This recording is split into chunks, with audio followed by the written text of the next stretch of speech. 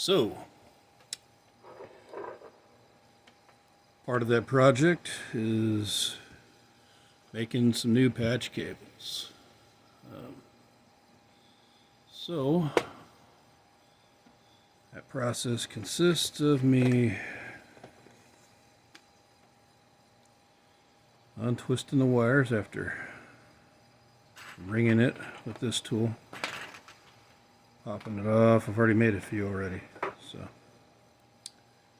And then I arrange the wires appropriately. This would be in the A configuration. I always wire it in A. Don't really know why people would use B unless they need a crossover cable, which I guess is still needed for some things. I don't know. I haven't needed a crossover cable in well over a decade. So wire your stuff in A. Good idea. Now you can wire it however you want, I guess. But A is the way I wire my cables. So just trying to get everything situated. And a little tag right here comes in the pack. Because I can't ever remember it. And by the time I do, I don't know, something else will come up and I'll probably forget it again. So like this, and I have the wires kind of resting on my finger like this, trying to cut your finger. Your snips, cut it across. Yeah, you want to cut it square than that. And yeah, so now you got these wires fairly uniform. Grab one of these. Make sure if you're wiring Cat6, which is what this is, you get Cat6 connectors. Otherwise, they won't fit. And yes, I've tried it the other way. I just wire everything in Cat6. A little more expensive, but less of a headache later on. Not have to worry about what RJ45 connector I'm currently using.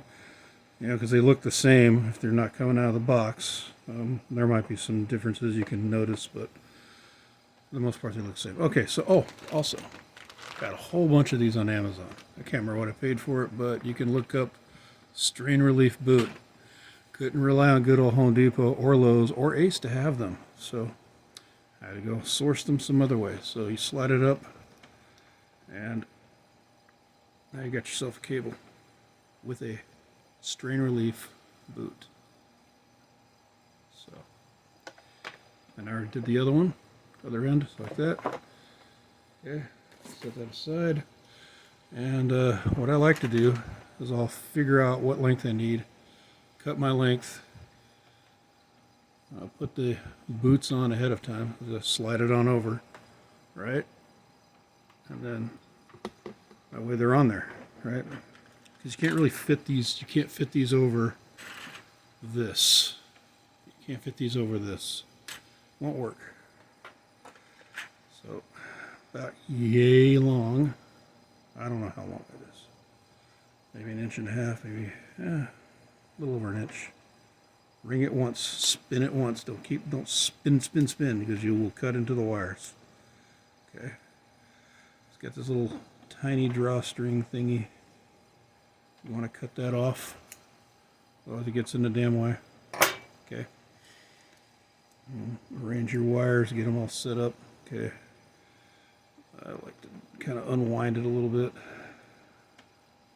Spin this down.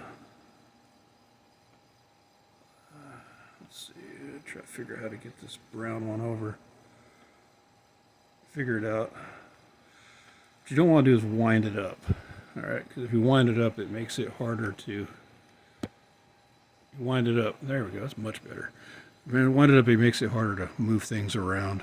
And if you're cutting it close, like I've been doing, it just makes your life a lot more difficult. So I straighten these out. Okay, this one's going to go in the middle. Okay, start to unwind that, and you only really want to unwind as much as you need. Helps to maintain signal. This isn't really that critical a network that I have this on, This is mostly just logging into things. I'm not running anything really high speed across this particular part of the network. But you still want to do it right. You want good practices. Good practices. See, so you line them up, and I do this. I kind of do like a straight and then a tug, and it flattens out. See how it kind of lines that up? Brown one stays together. Well, you still got to unwind it though. All right. I think. Oh yeah. So this. There you go. Orange goes there. Straighten that out. So do that number. Try not to have anything crossing over, even on the end, because it makes it harder to straighten it out. There you go. So that's straightened out. Remember, about yay long. Don't want to cut your finger. I've done that before. That hurts. Does not feel good. Okay. Contacts on the top. These are this way. Contacts are on the top. Push in like that. Shove it in there. Go. Give it a good press. You can see the glint of the wires against the plastic. That's how you know it's all the way in there seated. Get your crimper. The little tab here is on the bottom. Wires on top. Contacts on top. Push it in as far as it'll go. Give it some force. It's okay. It's done. That's in there. Yep, that's in there. Strain relief boot already on. Slide it up. Bam. Do the next one. Next side the same way. Flip this over. See how quickly I can do this one. One spin. Pops off.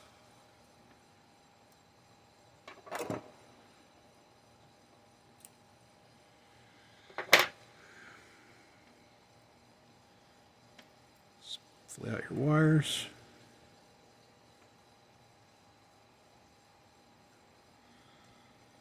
Okay. And after a while you will start to memorize how things go. This one's being a pain in the neck. Try to fold this under. Yeah, that's good because then that puts this up here. All right.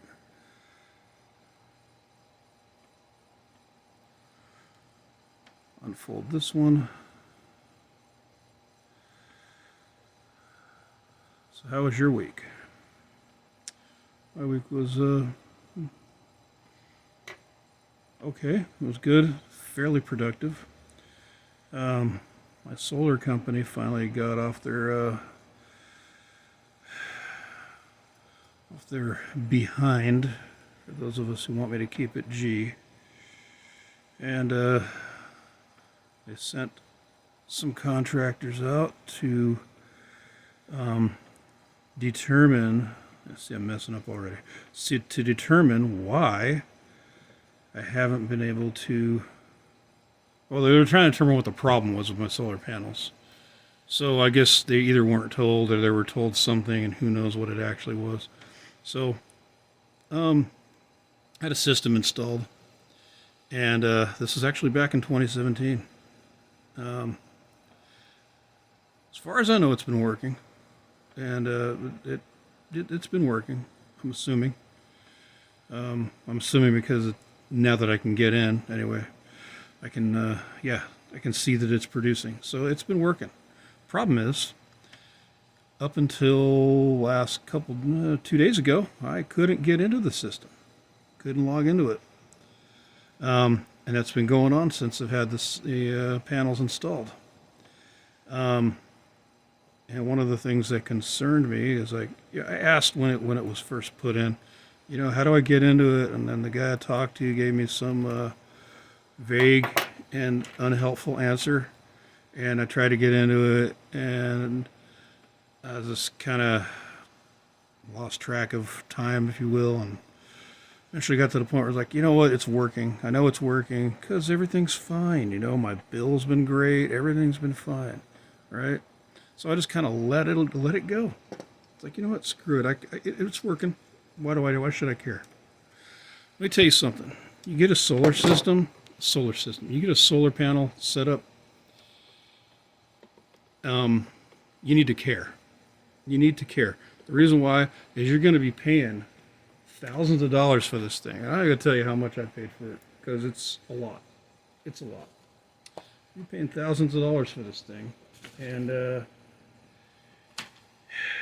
you're entitled to be able to log into your system. And any company that says otherwise, you need to go the other way before they start installation. Tell them to take a hike and find someone else. Anyway, so I couldn't get in. What has it been, like 6 years? Anyway, we've been hit with massive true-up bills. Massive true-up bills. And I know my system's working. I know it's producing. The problem is the electric company has decided that I'm not paying enough money. You know, they decided I'm not paying enough money. So they felt that I need to contribute more to their corporate jet fund or whatever they do with the money, with the extra money, because they don't do anything to maintain the grid, or they do very little.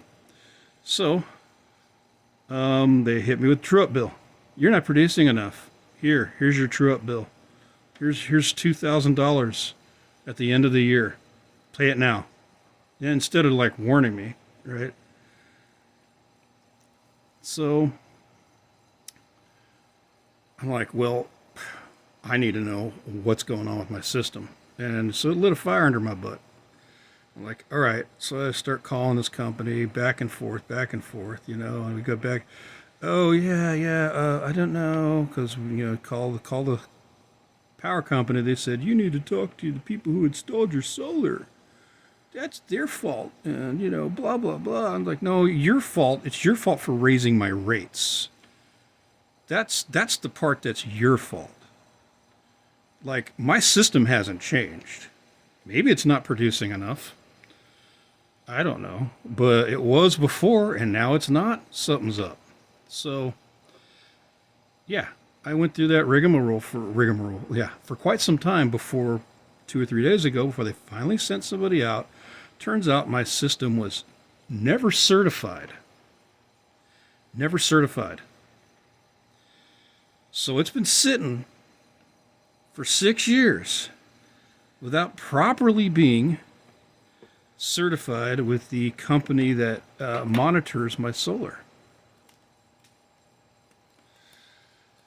So, I guess another cautionary tale. Like I said, you come across a company, first of all, vet that company. Do what you got to do. Do your diligence. There's so many fly-by-nights out there. Oh man. Start going down that rabbit hole. You'll see. Make sure you vet that company. Make sure that they're going to be cooperative with you. Make sure they, have a helpline and tech support that's actually capable and willing to answer the phone, and not just call you up every once in a while when they want to say something new, and then as soon as you tell them you have a problem with their system, yeah, we'll get right on it, and then don't call you for 2 or 3 months, and then call you again when they want to say something else, as if the conversation never happened. Yeah, you don't want to work with a company like that. So, I won't be working with this company anymore, at least in the capacity of buying anything new. I'm done. I'm done. Because, why? Why would I do that? I'm not going to say who it was, or is. But now that I can get into my system, I'm happy about that at least, and I can make an educated decision going forward as to what to do with my power. And I will probably be looking for a different company to expand my system. I don't know if I want to go through the trouble of trying to do it myself. That might be a little bit advanced for me, and I really don't like messing with electricity. So anyway, that is the cautionary tale. Anyway, this is how I wire these cables. So cool.